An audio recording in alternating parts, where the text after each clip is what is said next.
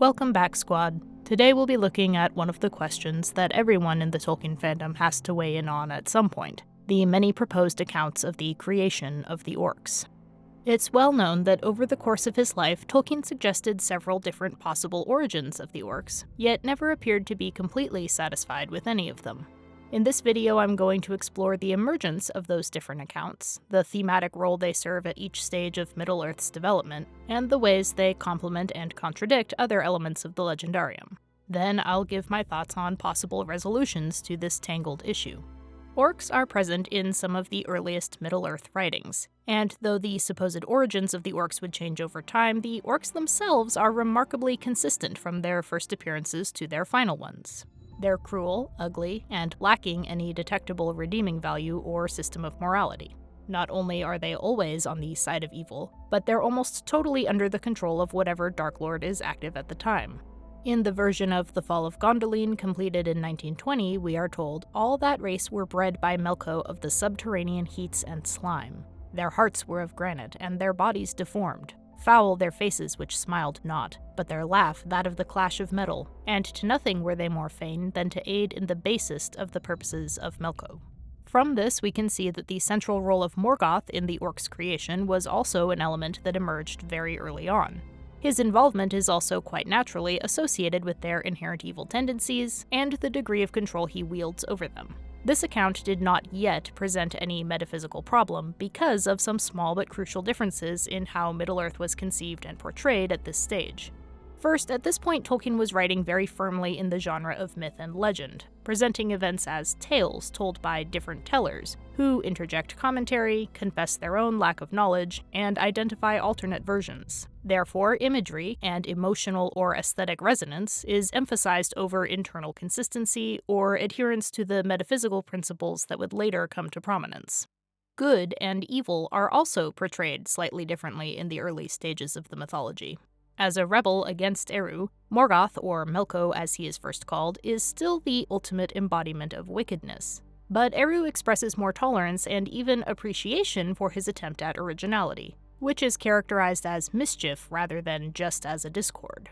Eru goes so far as to say that even the misery brought into being through Melko's rebellion turns out to have been part of the design all along, an idea that is toned down in later versions. Later, a character called Makar, one of the Valar who was later revised out of the mythology, argues in favor of the importance of Melko's role in Arda. "'Twere an ill thing if peace were for always, and I for one long not for such times." There's also more blurriness in what exactly constitutes absolute evil. The Valar, while good, are beset by pettiness, pride, and self-regard, while Melko retains a certain originality. Later conceptions of Middle-earth would emphasize that without repentance, small flaws would eventually result in almost total corruption, but this emphasis was not present at this phase. Another important characteristic of the early phase is that Middle-earth is presented as being full of different sentient peoples and creatures, and many of these have uncertain origins and natures. From the beginning, elves and men were set apart as the children of Eru, but it was less obvious exactly what their strange gifts would be, and how exactly they would differ from the many other wills and intelligences that were active in the world. The Orcs are just one of many evil or dangerous groups and beings in Middle-earth. Morgoth is also either responsible for or working alongside giants, ogres, dragons, wolves, and monsters. Dwarves are present, but none know surely whence they be, and they serve not Melko nor Manwë. There are also many Balrogs. On top of this, the Valar are capable of procreating, both with each other and with other beings, without any mention of an associated loss of power or change in their relationship to their bodies. Gothmog is vaguely asserted to be the son of Morgoth and an ogress. Manwë and Varda have a son named Fionwë and a daughter Erinti. And many other spirits and beings that are fully allied with neither Morgoth nor the other Valar lurk in the world and pose a threat. The Pine Woods are yet too full of those old unelfin and inhuman spirits for the quietude of Eldar or of men. We also see animals that can talk almost as a matter of course, and the idea that certain animals might become possessed by evil spirits is already present in, for instance, the Prince of Cats, Tevildo. Finally, the importance of radical free will as a defining characteristic of the Children of Eru was still emerging. and accordingly the Valar are far less concerned about meddling with it than they will later be.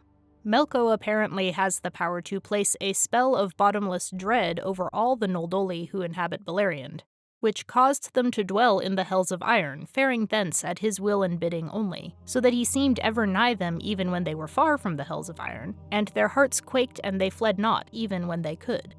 This spell means that except for in a handful of protected realms like Doriath and Gondolin, almost all elves in Middle-earth end up subject to a degree of Morgoth's control. This is actually identified by the narrator of the Fall of Gondolin as a potential source of confusion about the origin of the Orcs. How it came ever that among men the Noldoli have been confused with the Orcs who are Melko's goblins, I know not. Unless it be that certain of the Noldoli were twisted to the evil of Melko and mingled among these Orcs, for all that race were bred by Melko of the subterranean heats and slime. This appears to be the first reference to the now widespread theory that Orcs were corrupted, twisted elves, but ironically it is mentioned here as a false belief. During the 20s and 30s, Tolkien's Middle-earth writings would take on a more somber tone, and his style would become more restrained. He would also start writing concise summaries and timelines of his history, both to help him keep track of all the narrative threads, and to quickly explain the context of a specific tale or poem to his beta readers. These would become the seeds of the single unified work known as the Silmarillion. I would argue that writing these more authoritative analytic summaries led to Tolkien's growing need to solidify what really happened in his created universe, in contrast to the more relaxed approach he took early on, an approach that allowed and even invited a greater degree of confusion and contradiction. During this period, Tolkien added a couple of refinements to his idea of the Orcs, stating that Morgoth had made them specifically in mockery of the children of Ilúvatar after seeing the elves.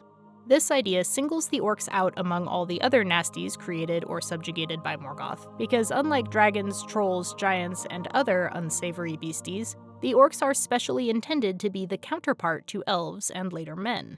They are similar to the children of Eru in a way other wicked creatures are not, an unflattering parody of their worst traits. In a parallel case of evolving origin stories, in the 1937 version of the Silmarillion, Tolkien posited that Aule had created the dwarves in anticipation of elves and men. This unsanctioned creation is portrayed as a mistaken, but not necessarily evil, act. It thus resulted in a people that embodied the strengths and weaknesses of the Aulean approach. The dwarves are like the Orcs in this that they come of the willfulness of one of the Valar, but they were not made out of malice and mockery, and were not begotten of evil purpose. Yet they derive their thought and being after their measure from only one of the powers.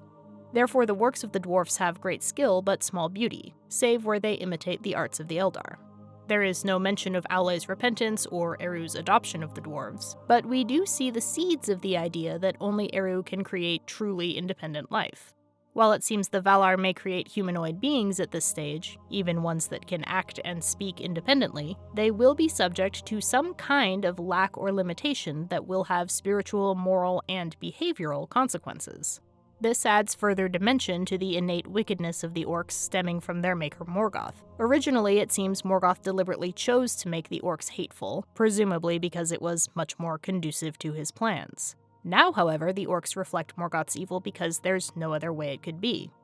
Morgoth's creative powers become limited by his intent, and he is only capable of creating cruel, treacherous, hideous creatures because that's what's in his own heart. The other important development during this time was the writing Tolkien did for his children, which would result in the composition and eventual publication of The Hobbit. At the time, Tolkien may not have intended to connect the story of The Hobbit so plainly to the world of his serious mythology. But from the many references to characters and events from the Silmarillion, it does seem that he came to think of this story as taking place in roughly the same world. So the elves and men in The Hobbit are recognizably the same kinds of creatures as they are in the Silmarillion, filtered through a child-friendly lens. But this same lens created some lasting shifts in Tolkien's portrayal and conception of dwarves and orcs, and these shifts would prove surprisingly troublesome. While the dwarves of The Hobbit are still portrayed as being less noble than elves or men, they inevitably become more sympathetic than they are in their earlier appearances. They have their own preferences, characteristics, and blind spots, true, but so does every other group of speaking people in The Hobbit. So the idea that dwarves are somehow less fully alive than men or elves becomes difficult to sustain when considering the kindness of Balin or the courage of Thorin. Likewise, in The Hobbit, the trolls and goblins speak and act very much like villainous counterparts of dwarves, elves, and men. They also betray vestiges of something uncomfortably like humanity. One of the trolls seems to show a trace of empathy when he drunkenly suggests releasing Bilbo. The goblins have a rudimentary culture. They have a leader, which implies some kind of political contract. They make alliance, however self-serving, with the wargs. They even seem to have a vestigial oral tradition, as their recognition of the swords Orcrist and Glamdring demonstrates. The latent problems with this characterization were not immediately apparent, even as Tolkien continued solidifying the details of the Silmarillion. But when The Hobbit was published and became a surprise hit, for the first time Tolkien began to feel the weight of the public's opinion. This would not stop him from making changes. Probably no force on earth could keep the man from niggling, as his revisions to later editions of The Hobbit show. However, it did underline the need for internal consistency if his sub-creative work was to be successful with a wide audience. The whims of his readers also had more immediate effects, because it was the appetite for more stories about hobbits that obliged Tolkien to write a sequel to The Hobbit, The Lord of the Rings, the book in which the story's relationship with the old legends and lays would be made explicit. This meant that the sometimes goofy goblins of The Hobbit were now canonically the same as the much more sinister orcs of his mythology. Their history and characteristics as described in each mode would both have to be honored in Lord of the Rings. Another factor influencing the orcs' portrayal was the surprisingly modern themes that emerged in the novel, which include technology, totalitarianism, and the significance of small decisions made by ordinary people. These themes are reflected in Tolkien's depiction of the particular evil that Sauron embodies. In the early stages of Middle-earth, the primordial evil of Morgoth took the form of endless rebellion, chaos, perversion, and violence. But Sauron represents the evil of repression, control, and tyranny. Naturally, these are not two separate evils, but rather two expressions of the same core principle, a narcissistic pride that seeks to deny the expression of any other will. Sauron's blasphemous arrogance and the unappeasable hunger for domination that it led to affect several dimensions of the orcs' portrayal in The Lord of the Rings. In the context of the War of the Ring, evil becomes nearly synonymous with being controlled, directly or indirectly, by Sauron. In his earlier First Age writings, Tolkien had classified many characters as good simply because of their opposition to Morgoth, despite their significant and persistent personal flaws. But in The Lord of the Rings, moral corruption becomes a far greater concern, because any character flaw, no matter how minor or benign, can be exploited to extend Sauron's influence. Even Gandalf and Galadriel must be on guard. In keeping with this idea, greater emphasis is put on the extensive control that Sauron wields over the orcs. Orcs are not merely vile, dangerous creatures in and of themselves. They are seen as a particular threat because they must be assumed to be in league with Sauron himself. The Uruk-hai who profess loyalty to Saruman can only do so because Sauron is toying with Saruman, leaving him to dig his own grave, as it were. The orcs who appear to be free agents in the Misty Mountains only settled there in the first place and began, increasing in number as part of Sauron's ultimate plan, even though they themselves may not recognize this. And when the ring is destroyed and Sauron is defeated, the orcs and other creatures of Sauron scatter like ants without a queen. They ran hither and thither mindless, and some slew themselves or cast themselves in pits or fled wailing back to hide in holes and dark lightless places far from hope. This degree of control creates some circular logic regarding orcish ontology. As the spawn of Morgoth and the most naturally corrupt beings, they are particularly vulnerable to Sauron's control, but the nature of that corruption now becomes closely associated with Sauron's power over them. The special evil of the orcs is both the cause of Sauron's extraordinary degree of control over them and the result of it. This is formulated in Frodo's now famous hypothesis about the origin of the orcs. The shadow that bred them can only mock, it cannot make, not real new things of its own. I don't think it gave life to the orcs, it only ruined them and twisted them, and if they are to live at all, they have to live like other living creatures. In Frodo's conclusion about the orcs, he connects two observable tendencies of evil. While evil is itself sterile, it wields power through corruption. It's probably no coincidence that the version of the dwarven creation story we are now familiar with also emerges at around the same time as the publication of The Lord of the Rings. Tolkien references it in the appendices and expands on it more fully in an unsent letter from 1958, which included the details of Aule's repentance and the role of Eru in allowing the dwarves to act independently of Aule's will. The inclusion of these details marks a significant shift. Before the composition of The Lord of the Rings, orcs and dwarves had parallel origin stories. While their natures were defined and limited by their respective creators, for all practical purposes, both dwarves and orcs appeared to be independent and sentient. Now we see that Aule, as a Vala, is only capable of creating robotic, soulless puppets. They will only speak and act in accordance with his will until he repents and offers them to Eru, who is the only one capable of granting true life.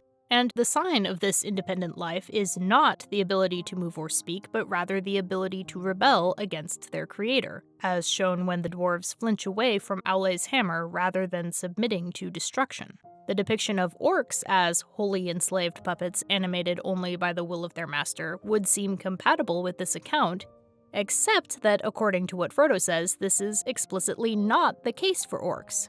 They were corrupted rather than created, and therefore they may have originally possessed at least the potential for true free will. This complicates another role that the orcs play in The Lord of the Rings, clarifying the limits of forgiveness and redemption. A very high value is placed on redemption throughout The Lord of the Rings, with characters being admonished to grant mercy and second chances to characters as loathsome as Gollum, Saruman, and Grima Wormtongue. The humanity and dignity of the enemies of the West is affirmed even during desperate battles, such as when Sam reflects on a fallen soldier in Ithilien. And after the collapse of Barad-dûr, it is noted that Aragorn offers pardons to the peoples of Rhûn and Harad who were deceived or forced into Sauron's service. But this consideration, it seems, does not extend to the orcs, who apparently revert back to a witless, animalistic state in contrast to the human servants of Sauron. Far from seeking to establish diplomatic relations with orcs, Aragorn and his allies are kept busy exterminating them. We also see signs of this apparent double standard in the profoundly unsympathetic ruffians of Sharkey who occupy the Shire. Frodo at least continues to insist that these people should not be slain unless absolutely necessary, but Sam, Merry, and Pippin have a less forgiving outlook, and one of the symbolic factors underlying this could be the comparison of these crude and cowardly men to orcs. While the literal possibility of man-orc hybrids, particularly ones created by Saruman, is present in Tolkien's writing, the line between orc and human seems to be less a matter of genetics and more a question of corruption and redeemability. A man may do unspeakable evils but must still be offered mercy no matter how futile the offer proves to be. Orcs, on the other hand, are considered so deeply corrupted that they may safely be assumed to be irredeemable. After finishing The Lord of the Rings, Tolkien returned to his work on The Silmarillion, hoping to eventually publish both works. But in order to do so, he had to resolve several contradictions between his older histories and the ideas that had emerged in his newly completed novel. One of these was the paradox that was now posed by the very existence of the orcs. As we saw earlier, the wickedness of the orcs and their consuming allegiance to Morgoth had always been attributed to Morgoth's involvement in their creation. But by the late phase of his writing, Tolkien had posed some clear and specific limits on the powers of the Valar, specifically that they could not create truly independent living beings.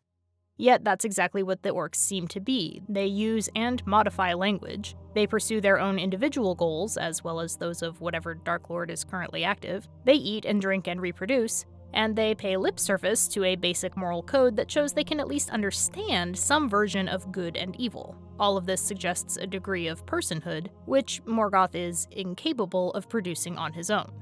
Some of Tolkien's attempts to resolve this paradox are outlined in a collection of essays, notes, and fragments published in Morgoth's Ring. The different explanations Tolkien came up with have been analyzed elsewhere, so I won't be examining each of them in detail, but from my standpoint we can divide them into two broad categories.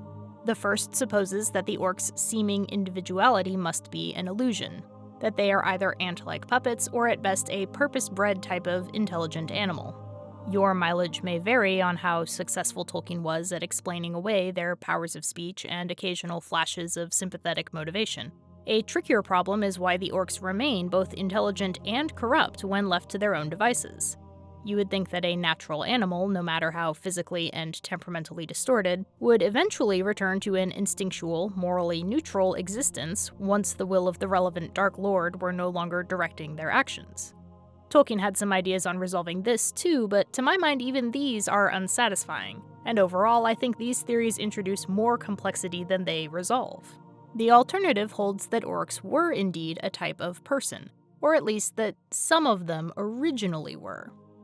Earlier, it had been suggested that the miserable, tortured, captive Noldoli were occasionally confused with the orcs that they were forced to work alongside. This idea now returned as a possible theory that the wise might have subscribed to, though Tolkien indicated in footnotes that he still believed this to be a mistaken or at least an uncertain idea on their part. Another possible source was evil Maiar, who took on physical form either as orc-like creatures themselves or as their progenitors. And finally, there were men, who had already been shown to be capable of approaching an orc-like state in The Lord of the Rings. Ironically, the version that Tolkien seemed least comfortable with was the one that became the most widely known, orcs having been bred from tortured elves. This is the version that was published in the Silmarillion, though still couched as a supposition rather than as a known fact, and it was also later worked into the lore of filmed adaptations. I suspect Christopher Tolkien chose this version for the Silmarillion because it posed less of a threat to the existing chronology. Tolkien was already planning to significantly revise the early history of Arda when he introduced the idea of orcs descending mainly from men, so he likely would not have balked at massaging things a bit more. But Christopher was, understandably, trying to draw on the existing material as much as possible, so he went with the account that was most consistent with what had already been written. It also doesn't hurt that this version probably has the most dramatic potential, if only because of the contrast between the ethereal elves and the repulsive orcs. To be fair, one of Tolkien's suggestions is that the orcs might be a blend of many different types of creatures, which could include degraded humans, embodied Maiar, some kind of animal strain, and yes, possibly even elves. Another possible source of foundation stock that I rarely see mentioned is the Druidine or Woodwoses.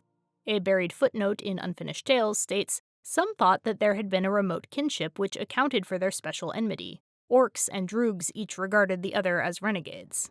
There are several similarities between the two groups, such as their short lifespan, deep, harsh voices, excellent sense of smell, and physical endurance, which support such a connection. I think this broadest theory seems to be the most plausible one, and while it does leave a few problems, I don't think any of them are unsolvable. First, this theory supposes that Morgoth or his servants could create physical and psychological malformations that would be passed on from generation to generation. There's already plenty of cases in Middle-earth where children inherit character traits from their parents, even if said parents are not around to raise the children. And even early humans were able to domesticate animals by selecting for physical and behavioral characteristics. So supposing that Morgoth, or at least his lackey Sauron, has infinitely greater perception and knowledge than even the cleverest of hunter-gatherers, it would probably be a simple if time-consuming matter to produce baby orcs that not only had bodies suited for war and hard labor, but marked tendencies toward viciousness and amorality. And that's before the application of any operant conditioning or supernatural malice. However, at least in Middle-earth, personality doesn't entirely account for a person's destiny. If we allow that orcs are mainly descended from men, then they must be assumed to have a degree of free will. But we also know that it is possible for not just individuals but whole lineages to end up sacrificing elements of this. Men, for example, are said to have undergone a collective and inheritable darkening of the spirit after they committed some nameless crime in the dawn of time. It is believed that as a result of this, not only are their descendants more inclined toward evil than the elves are, but they have also become subject to involuntary death. If the nature of men has been altered to make them more susceptible to Morgoth's corruption because of a choice of their ancestors, then it's not really a strain to assume that the orcs could have ended up extremely susceptible to his control through a similar process. Once we consider Morgoth's residual influence on the material world and everything that depends on it, Sauron's creation of the One Ring, and the fact that the Dark Lords really don't seem to have absolute control over all orcs at all times, it becomes pretty easy to accept that orcs may have been partly descended from men and elves. By this account, the orcs are not theoretically beyond all possibility of redemption, but the probability of their repentance is so low that for practical purposes it might as well be non-existent. To make this abstract conception more complete, let's apply our combined model of orcish ontology to a hypothetical example. Let us suppose an elf somehow came across an orphaned baby orc, a scenario that, while unlikely, is definitely possible. According to Tolkien, if one accepts that orcs are corrupted but sentient, they are, in theory, entitled to the same considerations that must be extended to any sentient creature. They might have been irredeemable, at least by elves and men, but they remained within the law. Captives must not be tormented, not even to discover information for the defense of the homes of elves and men. If any orcs surrendered and asked for mercy, they must be granted it, even at a cost. This was the teaching of the wise, though in the horror of the war, it was not always heeded. So a moderately scrupulous elf might consider killing this technically still innocent child unconscionable. Leaving it to die of natural causes would be even crueler. You could try to return it to its own kind, but this would be dangerous, and moreover it would guarantee our relatively adorable baby orc a short, miserable life with no chance of realizing its latent potential for goodness. As long as the individual orc cannot be proven to pose an immediate threat to others, our conscience-stricken elf would be obliged to give it the benefit of the doubt and offer it the same care and assistance owed to any helpless infant. So now we have the possibility of an orc being raised by elves. It's reasonably clear that the orc would remain recognizably an orc. That is, he would not grow up to be indistinguishable from a man or elf just because he'd been raised with consideration rather than cruelty. He would probably be a particularly healthy-looking specimen, in contrast to the average orc who would bear signs of injury, deformity, and malnutrition. But he'd still have certain distinguishing physical traits, such as rapid growth, acute sense of smell, aversion to sunlight, and I'm guessing a high metabolic demand for protein. Indeed, meat is back on the menu. He'd also likely show an orcish temperament, which might include impulsivity and aggression, low sensitivity to social cues, and a limited experience of empathy. However, these emotions and tendencies could be modified by environment and education. Think of a naturally protective guard dog who is beaten, starved, neglected, and encouraged to show aggression, compared to a dog from the same litter who is kept healthy, socialized, and rewarded for being docile. Both dogs might still be considered dangerous, but while one will probably try to bite whatever and whoever it can reach, the other might go its whole life without injuring anyone. Nature and nurture only tell part of the story, though, because of the imprint of Morgoth's distorting corruptive will on all matter in Middle-earth. This Morgoth element would be more concentrated in, say, the heart of Mordor than in an elven enclave, but it can't be entirely escaped. In the case of our experimental orc lad, this would mean he'd probably never be free from antisocial impulses. In fact, these might even grow stronger over the course of his life. We know that even conventionally raised orcs can override such impulses in the interest of self-preservation, and a particularly canny and self-aware orc might even find some socially acceptable outlet for his less adaptive impulses, maybe serving as a hunter or warrior. With support from wise and prudent sympathizers, he could thus probably live something close to a good life. But it would be tremendously frustrating to have to repress one's instincts indefinitely. So even an orc who managed not to get kicked out of civilized society might decide to depart on his own. At this point, according to my best interpretation of Tolkien's orc theories, his redemption would be subject to chance. If our orc had the good fortune to be born after Sauron's overthrow, say, or during the early part of the Second Age when no Dark Lord was particularly active, he might still have a reasonable shot at maintaining his moral agency. But if he ended up, say, on the borders of Mordor in the late Third Age, he'd all but certainly be ensnared in the controlling will of Sauron. The closer his proximity, the more complete this control would be, and if prolonged, it would eventually reduce our orc to the animalistic state, indistinguishable from the soulless puppets of the earlier legends. Based on the orc behavior we've seen after the overthrow of Morgoth or the destruction of the Ring, this state wouldn't just miraculously reverse itself once the Dark Lord's influence were removed. Now, between the two poles of being totally dominated by Sauron's crushing will and being scarcely affected by it at all, there's a bunch of different possibilities and permutations. But since our elf-raised orc's redemption is already so precarious, my hypothesis is that almost any degree of Sauron's influence would tip the scales irrevocably toward evil. What this scenario suggests to me is that so many highly improbable things would have to happen for even a single orc to simply avoid causing others harm, that even though it remains theoretically possible, we probably shouldn't ever expect to see it happen. And when you multiply this improbability across all of orc society, the odds of a more general orcish redemption are even slimmer. Even in a scenario which assumes a shared heritage between orcs, men, and elves and allows for true sentience and free will, the combined methods of Morgoth and Sauron, including the manipulation of physical traits, the darkening of the mind and spirit that passes from one generation to the next, the distorting presence of Morgoth's will on matter itself, and the power of psychological domination that Sauron wields through the ring, means that the fate of the orcs has effectively been determined. They might retain their individual volition, their basic subcreative powers of language and imagination, and even a yearning for some distorted concept of peace and liberty, but overall the orcs have been doomed, in the technical sense, to never transcend the forces that have shaped their nature. Deep in their dark hearts, the orcs loathed the master whom they served in fear, the maker only of their misery. This maybe was the vilest deed of Melkor, and the most hateful to Eru. If you enjoyed this video, hit that like button as if you're trying to obliterate the evidence of your misconceived attempt at playing God. Subscribe and hit the bell to become a soulless puppet ruled by the dark, all-encompassing will of the YouTube algorithm. Thank you to everyone for watching, especially my supporters on Patreon, including Marcel Ribeiro, Nick Rialo, Chris Nichols, Jeremy Buckingham, Bitso Bongo, Dorwin Gray, Allison Kreutzberg, John Love, Brendan Mooney, E. Rose B., Frankie 12-String, Tamara Saldana, Luke, Kevin Gilstad, Joel Bion, Rogue Hot Pocket, Karen and Michael Donahue, Louis Maskell, Elu Thickgoal, and Jared Carver. See the link in the description to learn more. Until next time.